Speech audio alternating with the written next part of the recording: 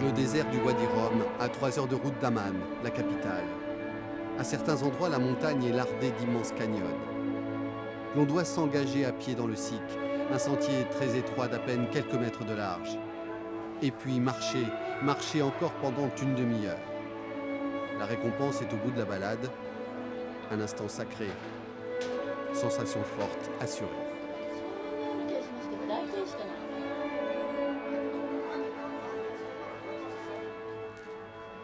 Jean-Luc et Marie arrivent tout juste de France et ils sont un peu secoués. C'est un choc. C'est vraiment époustouflant, aussi bien ce qu'a fait la nature que le travail des hommes.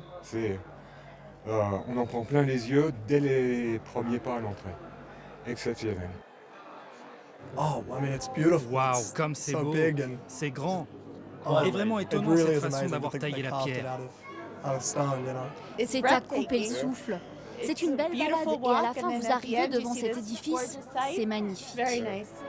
Bienvenue à Petra. Cette cité antique date de 400 ans avant Jésus-Christ, construite par les Nabatéens, un peuple de commerçants dont la langue est considérée comme l'ancêtre de l'arabe. À l'époque, Petra était un passage obligé pour tous les caravaniers chargés d'épices, d'encens ou de soie. Les spécialistes ont réussi à retracer l'histoire de ces tombeaux royaux, sculptés à même le rocher. Ils continuent d'étudier les vestiges du temple ou du théâtre, découverts lors des premières fouilles archéologiques. Mais au final, on ne sait pas grand-chose des habitudes de vie à Petra. Tremblements de terre et inondations ont enfoui 90% du centre de la ville sous cette colline. Les quelques maisons que les archéologues viennent de mettre à jour permettront, j'espère, d'en savoir plus sur l'économie, la nourriture ou la façon de vivre au quotidien des Nabatéens.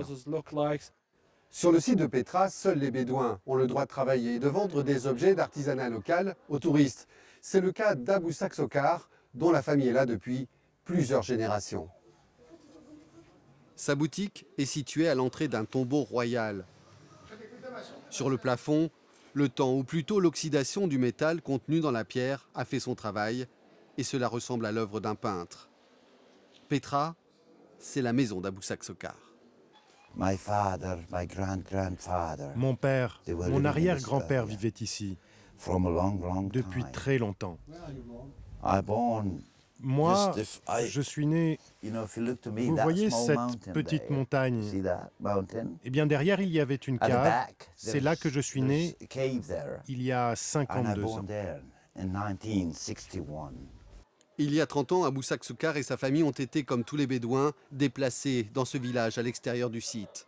Moins traditionnel, mais plus confortable. Aujourd'hui, nos enfants vont à l'école au village. Et ensuite, ils peuvent aller au collège et faire des études. Sur un chemin de crête qui mène au monastère, à plus de 1300 mètres d'altitude, le visiteur peut rencontrer des Bédouins qui ont choisi d'enfreindre la règle. Il est interdit de dormir sur le site, et c'est pourtant ce que fait Mohamed Abou, plusieurs nuits par semaine. Ses femmes et ses enfants sont au village à 25 km de là. Lui n'a que ses chèvres pour compagnie. Il n'est pas riche, mais il a son coin de paradis. J'aime bien cet endroit calme qui me rappelle mon père et mes ancêtres. Vous voyez ici, il n'y a personne, pas de bruit, pas de voiture et pas de télé. À partir de 19h, plus personne ne peut me joindre. J'éteins mon portable et je redeviens bédouin. Petra est loin d'avoir livré tous ses mystères.